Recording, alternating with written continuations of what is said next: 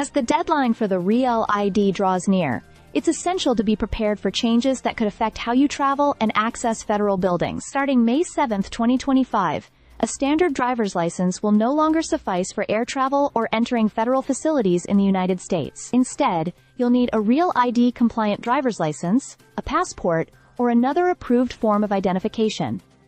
So what exactly is a Real ID? It's a more secure form of identification, created by the U.S. Congress in 2005 as part of a post-9/11 initiative to enhance national security.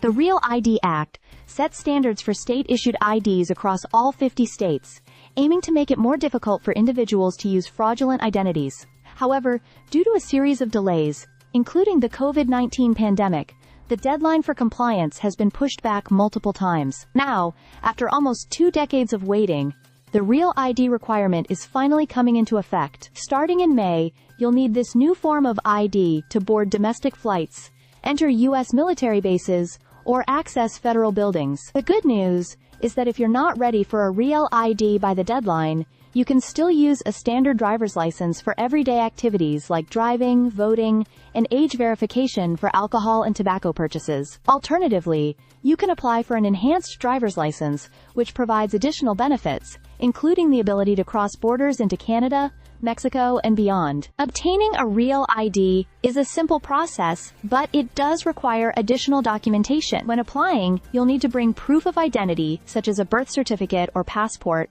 proof of your social security number, and 2 documents verifying your Minnesota residency. You also need to provide original documents, as photocopies, digital images, or laminated copies won't be accepted. While you can still use your passport or other approved IDs for air travel, it's a good idea to check your current driver's license to see if it meets the Real ID standards. You can easily apply for the Real ID at your local DVS center.